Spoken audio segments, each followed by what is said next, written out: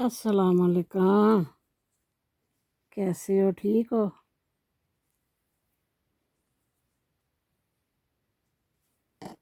और सुनाओ।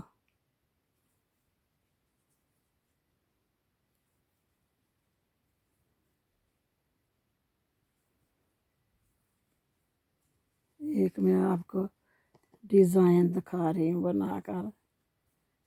बहुत अच्छा, खूबसूरत, इजी, बहुत इजी डिज़ाइन है।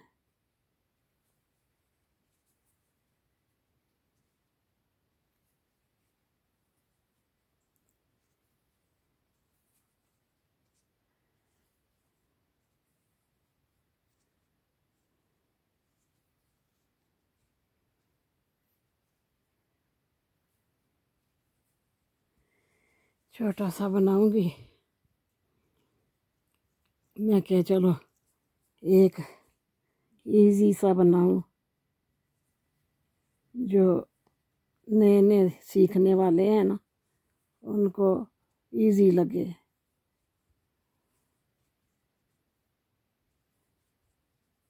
बनाया करो। एक तो जी लगा रहता है, दूसरा टाइम गुजरता है। मैं तो बहुत खुश हूँ। एक दो तीन।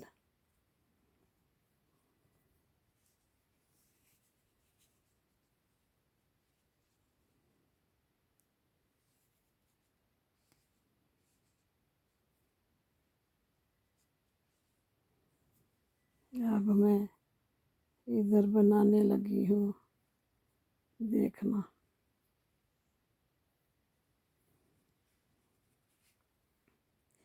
फिर ये नीचे वाले ही उठाऊंगी।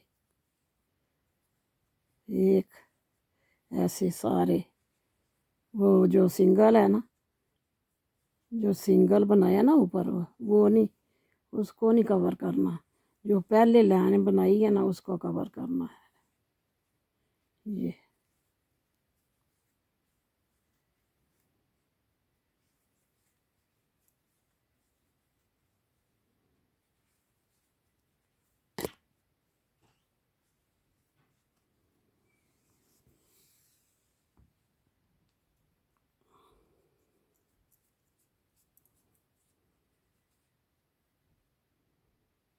ऐसे उठाते जाओ।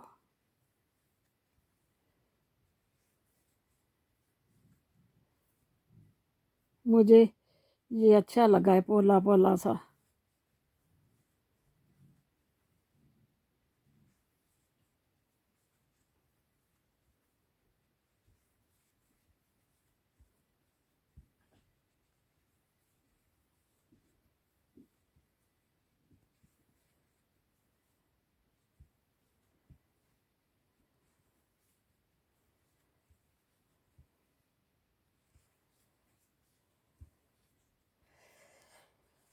चलो थोड़ी सी आपको ना हदीस सुना दूँ। जिन्होंने तुम में से जुल्म किया, वालमू अन्नल्लाह शदीदुल इक़ाब, और जान लो बेशक अल्लाह सख्त सजा देने वाला है। यानी किसी कौम पर खुदा ना खास्ता जब कोई अजाब या मुसीबत आती है, तो ये नहीं होता कि उसमें से ये कहा जाए कि हाँ फलां फलां तो बड़ा नेक था, उसको बाहर निकाल लिया जाए। नहीं, फिर जब ऐसी आजमाइशें और आफात और मुसीबतें आती, खुदा ना खास्ता कहीं जलजला हो, कहीं और ऐसी तकलीफ हो, तो फिर ये नहीं होता कि चंद लोगों को वहां से निकाल लिया जाए या बचा लिया जाए। वो तो फिर आटे के साथ घुन भी पिस जाता है। और हम देखते हैं कि एक हदीस में भी इस तरह का मफहूम आता है कि जब किसी कौम पर इज्तिमाई अजाब आता है, तो उसमें नेको बद सब मारे जाते हैं। फिर क़यामत के दिन हर शख्स अपनी नीयत के साथ उठेगा। यानी दुनिया में तो जब तकलीफ आती है तो सब पर यकसा आती है। फिर उस वक्त फर्क नहीं होता, इल्ला ये कि उसके लिए इंसान पहले से अल्लाह से तौबा करे, रुजू करे और अपनी हालत बेहतर बनाने की कोशिश करे। लेकिन एक दफा अगर कोई ऐसी चीज आ जाए, तो फिर उसमें फर्क नहीं रहता। इसके लिए इंसान को क्या करना चाहिए?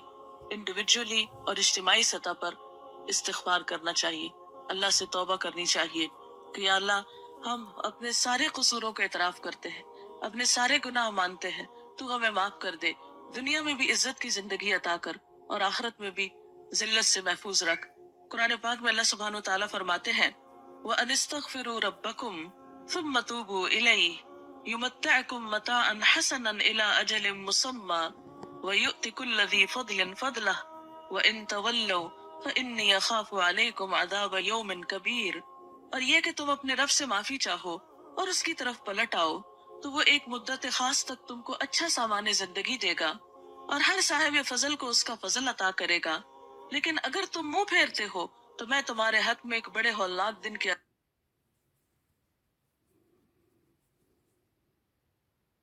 عذاب سے ڈرتا ہوں. اسی طرح حضرت ہود علیہ السلام نے اپنی قوم سے یہی کہا وَيَا قَوْمِ اسْتَغْفِرُوا رَبَّكُمْ ثُمَّ تُوبُوا إِلَيْهِ يُرْسِلِ السَّمَاءَ عَلَيْكُمْ مِدْرَارًا وَيَزِدْكُمْ قُوَّةً إِلَىٰ قُوَّتِكُمْ وَلَا تَتَوَلَّوْا مُجْرِمِينَ. اور اے میری قوم کے لوگو، اپنے رب سے معافی چاہو پھر اس کی طرف پلٹ آؤ. وہ تم پر آسمان کے دہانے کھول دے گا، یعنی خوب بارشیں برسیں گی، اور تمہاری موجودہ قوت پر مزید قوت کا اضافہ کرے گا. مجرم بن کر منہ نہ پھیرو. یعنی انسان کو دنیا میں قوت حاصل کرنے کا طریقہ کیا بتایا گیا کہ تم اپنے رب کو راضی کرو، کیونکہ حقیقت یہ ہے کہ جس کے ساتھ اللہ کی مدد ہو، جس کے ساتھ اللہ تعالیٰ کی رحمت ہو، پھر وہ شخص کہیں بھی نقصان نہیں اٹھاتا، کیونکہ اس کائنات کی سب سے بڑی قوت اللہ کی قوت. اور جس نے اپنے رب کو راضی کر لیا اس نے سب سے مضبوط سہارے کو تھام لیا، وہ اللہ کی حفاظت میں آ گیا. اور جو اللہ کی حفاظت میں آ جائے اسے کوئی بھی پھر نقصان نہیں دے سکتا. اور اللہ کی حفاظت میں آنے کے لیے کیا نسخہ ہے؟ استغفار کا نسخہ ہے. اور قرآن پاک میں الگ الگ کے علاوہ سب کو مل کر بھی استغفار کرنے کے لیے کہا گیا ہے.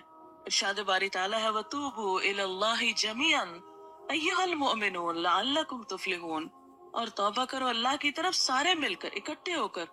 جمیعاً ایھا المومنون، اے مومنو، لعلکم تفلحون، تاکہ تم کامیاب ہو جاؤ.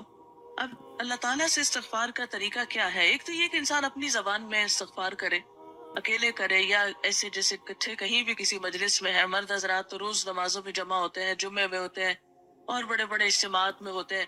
اب ہم دیکھتے ہیں کہ مثلاً ملک میں جیسے ملین مارچ تو بہت ہو رہے ہیں، لیکن میں نے ابھی تک تو نہیں پڑھا، شاید میرا علم اتنا نہ ہو، کسی ملین مارچ میں سب نے مل کر کو استغفار کی ہو. ٹھیک ہے، دوسروں کو ان کی غلطیوں پہ بلیم کرتے ہیں، لیکن اس کے ساتھ ساتھ ہمیں اپنی غلطیوں کو دیکھنا چاہیے. ہم مسلمانوں کو اپنے قصوروں کو بھی دیکھنا چاہیے کہ ہم میں کہاں ہے اتحاد، کہاں ہے ایک دوسرے کا دکھ درد، کہاں ہے ایک دوسرے کو کلمہ حق کہنے کی عادت. کہ کوئی خرابی کر رہا ہو تو ہم اس کو اچھی طرح بلائیں، یا کوئی اگر غلط کام کر رہا ہے تو عموماً ہم کہتے ہیں ٹھیک ہے اس کی مرضی، کرتا ہے تو کرتا رہے. ہم دیکھتے بھی ہیں تو سمجھاتے نہیں. مثلا آپ کسی خاندان میں ہی دیکھ لیں، پہلے کیا ہوتا تھا کہ گھر کے بڑے بزرگوں کا ایک مقام ہوتا تھا کہ کہیں پر بھی خاندان میں کوئی خرابی، کہیں کوئی زیادتی دیکھتے تھے تو مل ملا کر اس کو ٹھیک کرنے کی کوشش کرتے تھے. کہیں کسی کے اوپر کوئی آفت مصیبت ہوتی تھی تو سب پہنچ کر اس کی مصیبت میں اس کا ہاتھ بٹاتے تھے. لیکن اب آپ دیکھیں کہ زندگیاں کیا ہیں، ہر کوئی اپنی دنیا میں مصروف ہے. کسی پہ اچھا وقت ہے تو ہمیں کیا، اور کسی پہ اگر تکلیف ہے تو ہمیں کیا. کوئی آگے بڑھ کر کسی کی مدد کرنے کو تیار نہیں ہوتا. یہ رویہ جو ہے یہ سب کے لیے بھی نقصان دہ ہوتا ہے. آج اگر کوئی تکلیف ہے تو کل ہم خدا نخواستہ ہو سکتے ہیں. اگر آج ہم کسی کے کام نہیں آتے تو کل کوئی ہمیں کیوں پوچھے گا. انسان تنہا زندگی نہیں بسر کر سکتا، انسان کو انسان کی ضرورت ہے. اس لیے زندگی گزارنے کا یہ رویہ اور یہ نسخہ کہ انسان صرف اپنی ذات کی فکر کرے، صرف اپنے آپ میں رہے، انتہائی نقصان دہ رویہ ہے، انتہائی نقصان دہ طریقہ ہے. کیونکہ کوئی بھی انسان اکیلا سب کچھ نہیں کر سکتا. ہم یہ نہیں کر سکتے کہ اس سے تکلیف پہنچی تو اس سے کاٹ کے بیٹھ گئے، اس نے تھوڑا بہت کچھ کہہ دیا تو اس سے ناراض ہو گئے، کسی تیسرے نے کچھ کہہ دیا تو اس سے بول چال بند کر لی. بھلا ہم آئسولیٹ ہو کر سب سے کٹ کے کہاں رہ سکتے ہیں؟ اس لیے ہمیں ایک دوسرے کو تھامنا بھی ہے، ایک دوسرے کو اچھائی کی طرف بلانا بھی ہے، برائی سے روکنا بھی ہے اور استغفار بھی کرنا ہے. پھر اس کے ساتھ ساتھ یہ کہ کثرت سے اللہ تعالیٰ کا ذکر کرنا چاہیے. ٹھیک ہے، اگر دنیا کے حالات ہم نہیں بدل سکتے، اپنے آپ کو تو بدل سکتے ہیں نا. اگر دنیا میں اس وقت تباہی اور بربادی ہے، یا اس کے سامان نظر آتے ہیں، یا حشر سامانیاں نظر آتی ہیں، تو ایسے موقع پر کم از کم ہم اپنے آپ کو تو سنبھالے، ہم اپنے اندر تو سکون پیدا کرے. تو اس کے لیے کیا ہے؟ یا ایھا الذین آمنوا اذکروا اللہ ذکرا کثیرا وسبحوہ بکرۃ واصیلا. اے لوگو جو ایمان لائے ہو، اللہ کو یاد کرو کثرت کے ساتھ، بہت زیادہ اس کا ذکر کرو، اور صبح و شام اس کی تسبیح بیان کرو. اس لیے اٹھتے بیٹھتے چلتے پھرتے کثرت سے اللہ کا ذکر کرنا چاہیے. اس لیے کہ اللہ بذکر اللہ تطمئن القلوب. سنو، اللہ کے ذکر سے دل اطمینان پاتے ہیں، دلوں کا سکون اللہ کے ذکر میں ہے۔ اگر انسان باہر کے حالات نہیں بدل سکتا اور اپنا اندر مطمئن ہے تو بہت سے فیصلے بھی بہت آسانی سے کر سکتا ہے، اس کے لیے صبر لازم ہے۔ اس لیے قرآن پاک میں اللہ تعالیٰ فرماتے ہیں یا ایھا الذین آمنوا استعینوا بالصبر والصلاۃ، اے لوگو جو ایمان لائے ہو صبر اور نماز سے مدد مانگو، یعنی مشکلات میں کیا کرو، صبر کے ساتھ اور اللہ سے مدد مانگتے ہوئے آگے بڑھنا چاہیے، کیونکہ ہر چیز اللہ کے ہاتھ میں ہے، اور جب اس سے مانگیں گے، اسے پکاریں گے اور وہ دعا سنے گا تو اس سے بڑھ کر کسی کے پاس کوئی نسخہ نہیں ہے کسی بھی مسئلے کو حل کرنے کا۔ ٹھیک ہے، ہم دل کا بوجھ ہلکا کرنے کے لیے بہن بھائیوں سے شیئر کرتے ہیں، دوستوں سے شیئر کرتے ہیں، لیکن یاد رکھیے کہ ان کے پاس کوئی جادو کی چھڑی نہیں ہے۔ جادو کے اندر کیا طاقت ہے کہ جادو کی چھڑی کو ہم علاج سمجھے؟ وہ بھی کوئی چیز نہیں ہے۔ تو اصل مدد جو ہے وہ اللہ کی طرف سے آتی ہے، اور اس کے لیے انسان کو پھر نفل حاجت پڑھ کر اللہ تعالیٰ کی طرف رجوع کرنا چاہیے، اور پھر خاص طور پر یہ دعا پڑھنی چاہیے ربنا افرغ علینا صبرا وثبت اقدامنا وانصرنا علی القوم الکافرین، اے ہمارے رب ہم پر صبر ڈال دے اور ہمارے قدم جما دے، اور کافر قوم پر ہمیں مدد عطا فرما۔ فتنوں اور مصیبتوں اور آفتوں سے بچنے کے لیے خاص طور پر اللہ تعالیٰ سے دعا کرنی چاہیے کہ اللہ تعالیٰ ہمیں محفوظ رکھے۔ رسول اللہ صلی اللہ علیہ وسلم نے فرمایا دعا نازل شدہ آفات اور جو بھی نازل نہیں ہوئی سب کے لیے فائدہ مند ہے، یعنی دعا کا کرنا جو ہے وہ بہت فائدہ مند ہے، ان مصیبتوں کے لیے بھی فائدہ مند ہے جو آ چکی ہوں، اور ان مصیبتوں میں بھی دعا فائدہ دیتی ہے جو ابھی نہ آئی ہوں۔ اس لیے اللہ کے بندوں خوب دعا کرو۔ اس کے بعد یہ ہے کہ قرآن پاک سے مضبوط تعلق قائم کرنا چاہیے، کیونکہ قرآن پاک نجات کا ذریعہ ہے۔ رسول اللہ صلی اللہ علیہ وسلم نے فرمایا ان قریب ایک بڑا فتنہ سر اٹھائے گا۔ صحابی نے عرض کیا اس فتنے میں ذریعہ نجات کیا ہوگا؟ یعنی فتنہ تو ہوگا، مصیبت تو ہوگی، پھر ہم کیسے بچیں گے اس سے؟ فرمایا اللہ کی کتاب، یعنی قرآن حکیم ایک ایسا نسخہ ہے کہ جس کے ذریعے انسان فتنوں سے محفوظ رہ سکتا ہے۔ اس کتاب میں تم سے پہلے گزرے ہوئے لوگوں کے حالات ہیں، تم سے بعد ہونے والی باتوں کی خبر ہے، تمہارے آپس کے معاملات کا فیصلہ ہے۔ جو کوئی اسے چھوڑ کر کسی اور بات کو اپنی ہدایت کا ذریعہ بنائے گا اللہ اسے گمراہ کر دے گا۔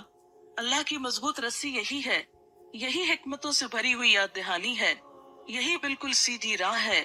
جس نے اس کے ساتھ بات کی سچ کہا، جس نے اس پہ عمل کیا اجر پائے گا، اور جس نے اس کی بنیاد پہ فیصلہ کیا اس نے انصاف کیا۔ اس لیے انفرادی زندگی ہو یا اجتماعی زندگی ہو یا قومی زندگی ہو، ان سب میں نجات کا ذریعہ صحیح اور درست فیصلے، بہترین رہنمائی اور اللہ کی مدد کا ذریعہ اللہ کی کتاب کو تھامنا ہے۔ اور حقیقت یہ کہ اللہ تعالیٰ نے یہ کتاب بھیجی ہماری رہنمائی کے لیے تھی کہ جب دنیا میں مشکلات ہوں، تکلیفیں اور پریشانیاں ہوں تو پھر ہم کیا کیا کریں، لیکن ہم زیادہ اس سے کیا رہنمائی لیتے ہیں، اچھا کہ اس مشکل میں کیا وظیفہ پڑھ لیں۔ یہ کتاب وظیفوں کی کتاب نہیں ہے۔ ذالک الکتاب لا ریب فیہ ھدی للمتقین، یہ کتاب جس میں کوئی شک نہیں متقی لوگوں کی ہدایت کے لیے آئی ہے۔ یہ ہمیں بتاتی ہے کہ ہمارا معاملہ اپنی ذات کے ساتھ کیا ہونا چاہیے، رشتہ داروں کے ساتھ کیا ہونا چاہیے، اور باقی مسلمانوں کے ساتھ کیا ہونا چاہیے، پوری دنیا کے لوگوں کے ساتھ کیا ہونا چاہیے، زندہ رہنے کے بہترین اصول کیا ہیں، ہر معاملے میں یہ گائیڈ کرتی ہے۔ اللہ تعالیٰ فرماتے ہیں کہ لَقَدْ أَنزَلْنَا إِلَيْكُمْ كِتَابًا فِيهِ ذِكْرُكُمْ، ہم نے تمہاری طرف کتاب اتاری ہے جس میں تمہارا اپنا ذکر ہے، تمہاری ہی باتیں ہیں۔ تو جس چیز میں ہمارا ذکر ہے، ہماری باتیں، اور ہم ہی نہ پڑھیں تو ہمیں کون پھر گائیڈ کر سکتا ہے، کون ہمیں رہنمائی دے سکتا ہے؟ اور اسی کے بارے میں اللہ سبحانہ وتعالیٰ نے ہمیں خاص ہدایت دی ہے، کتاب انزلناہ الیک مبارک لیدبروا آیاتہ ولیتذکر اولو الالباب، ایک کتاب جسے ہم نے اتارا ہے بہت برکت والی ہے تاکہ لوگ اس کی آیات میں غور و فکر کریں اور عقل والے اس سے نصیحت پکڑیں، یعنی اس کی روشنی میں زندگی بسر کر کے زندگی کی بہت سی مشکلات سے نپٹیں۔ پھر اس کے بعد یہ ہے کہ آپ صلی اللہ علیہ وسلم نے یہ بھی فرمایا خیرکم من تعلم القرآن وعلمہ، تم میں بہترین ہے وہ لوگ جو قرآن سیکھیں اور سکھائیں، یعنی اگر آتا ہے تو دوسروں کو سکھائیں، اگر نہیں آتا تو سیکھنے کی کوشش کریں۔ اور چونکہ اس کتاب کو مبارک کتاب کہا گیا، برکتوں والی کتاب کہا گیا، اس لیے یہ ہو نہیں سکتا کہ جو شخص اس کے ساتھ تعلق رکھے پھر اس کی زندگی میں خیر و بھلائی نہ آئے۔ پھر اس کے بعد یہ ہے کہ جو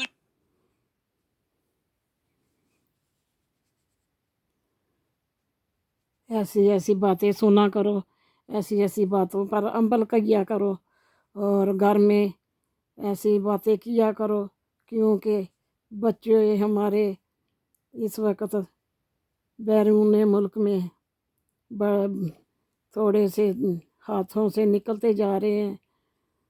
तो गैर गैर बिरादरियों में शादियाँ करते हैं। तो घर में अकल, इनको शऊर देना चाहिए, हमारा इस्लाम क्या कहता है। तो प्लीज़ मेरी इन बातों पर असर करना, अमल करना। तो मैं जो कुछ मुझे सोच आती है मैं आपको सुना देती हूँ, आपसे मुलाकात हो जाती है और अच्छे अच्छे डिज़ाइन लेकर आती हूँ। तो मेरी वीडियो लाइक किया करो, शेयर किया करो। कितना अच्छा मैं आपके सामने पोला सा, ये उल्टी साइड है, ये है जी उल्टी साइड, ये उल्टी साइड है और ये है सीधी साइड। अगर जंपर बनी हो, कितनी बेहतरीन बच्चों को लगे। मैं क्या, चलो एक इजी डिज़ाइन जो सीखते हैं ना, ये बहुत इजी है। तो जो नए नए क्रोशिया भी पकड़ते हैं उनके लिए बहुत इजी ये डिज़ाइन बन सकता है। तो आप भी बनाओ और आप ये देखो, ये है मेरी वीडियो और इसको लाइक करना, शेयर करना। ओके, अल्लाह हाफिज़, खुदा हाफिज़, बाय बाय।